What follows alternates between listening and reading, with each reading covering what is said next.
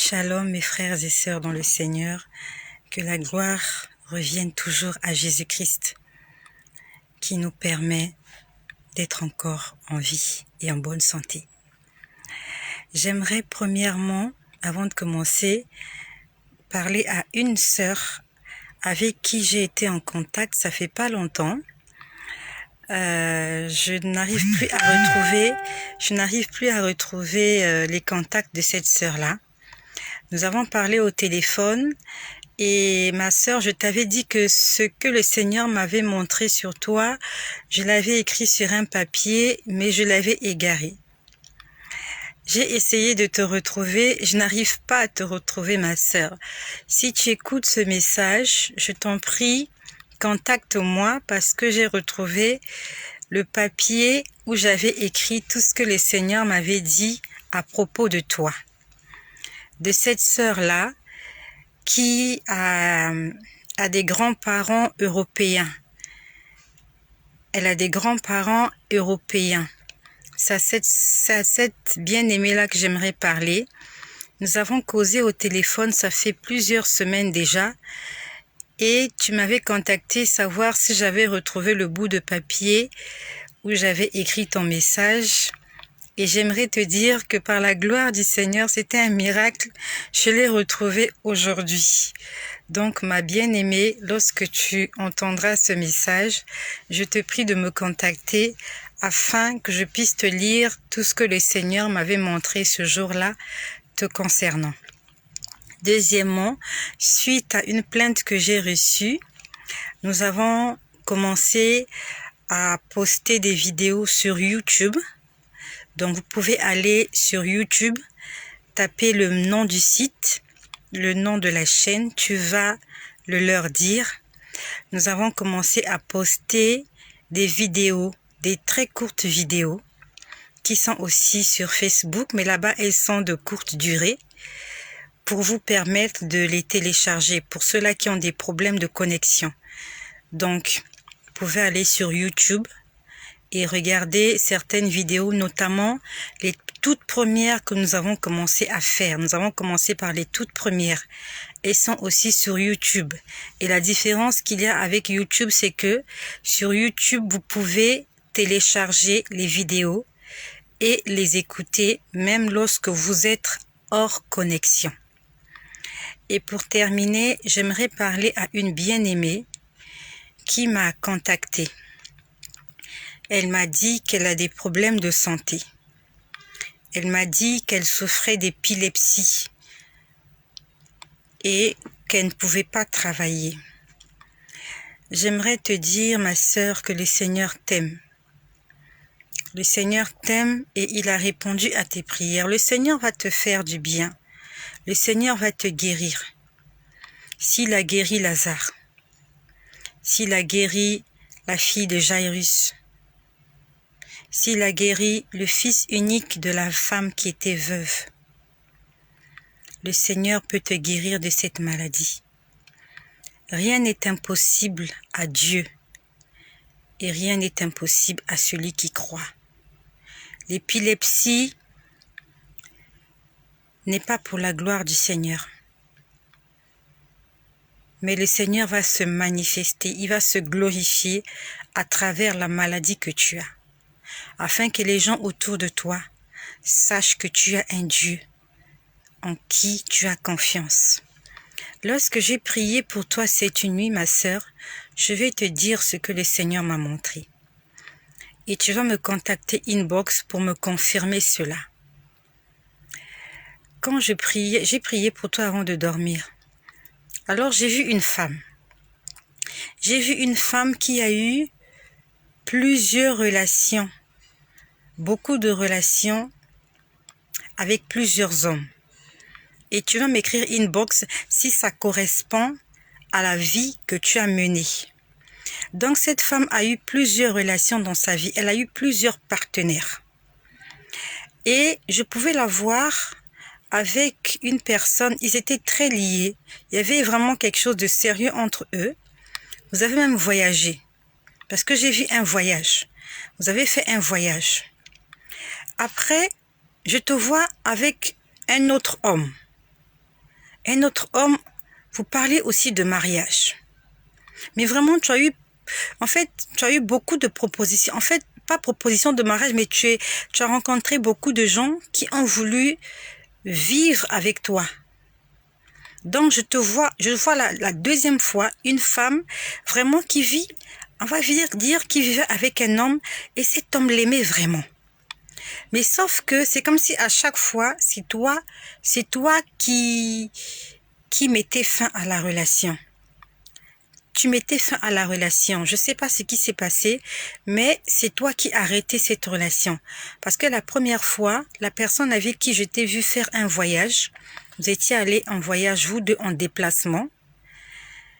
Vous avez fait un déplacement. Donc, vous êtes sortis de la ville où tu vivais et vous êtes allés dans une autre ville. J'ai vu qu'il y avait de l'amour entre vous. Après, vous vous êtes séparés. C'est toi qui avais arrêté la relation. Tu t'es mis avec un autre. C'était aussi sérieux. Tu as arrêté la relation. Tu t'es encore mis avec un autre, mais je t'ai vu changer de partenaire plusieurs fois. Et parmi ces partenaires-là, j'ai vu un homme marié. Et cet homme marié est un homme, on va dire, d'une classe, pas de la basse classe. Cet homme avait des moyens. Mais cet homme était marié. Et je pouvais entendre sa femme chanter. Sa femme, dans la chanson, disait « ma rivale ». Elle disait « j'entends parler de ma rivale, j'entends parler de ma rivale ».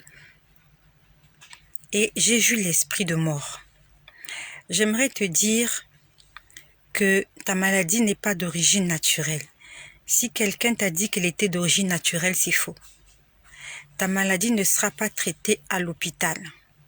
Ta maladie est d'origine spirituelle parce que j'ai entendu la sorcellerie.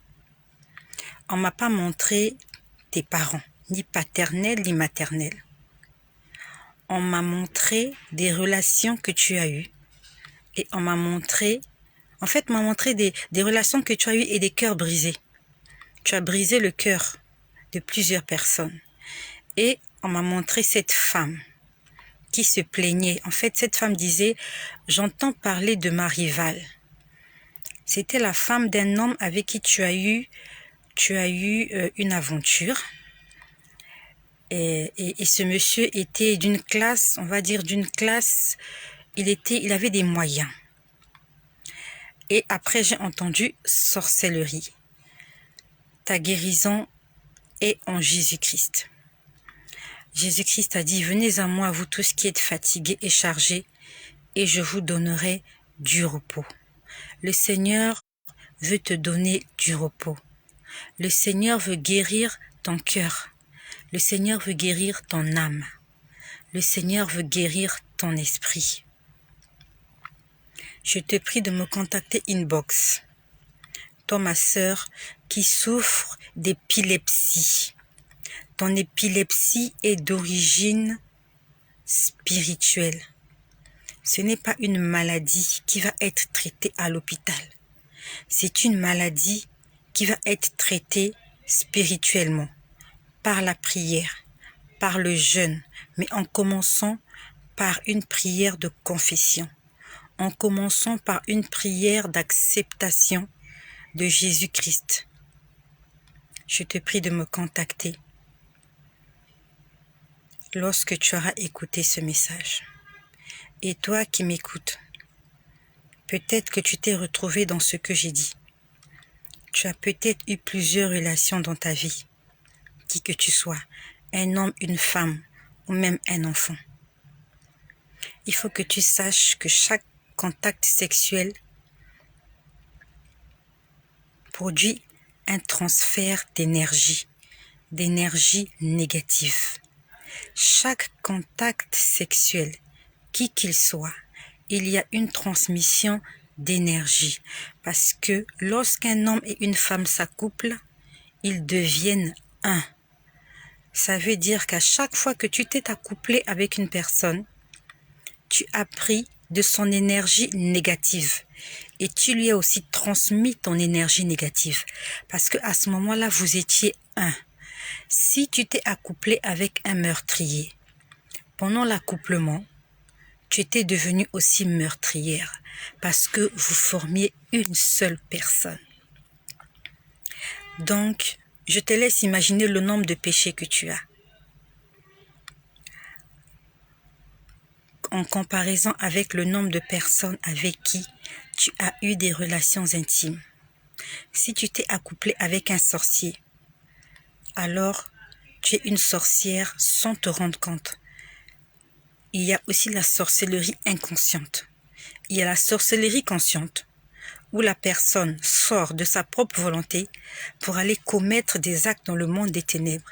Et il y a la sorcellerie inconsciente, où la nuit, la personne se retrouve en train de faire certaines choses indépendamment de sa volonté. Et elle croit que c'est un songe, elle croit que c'est un rêve, mais ça se passe exactement comme ça avec son esprit.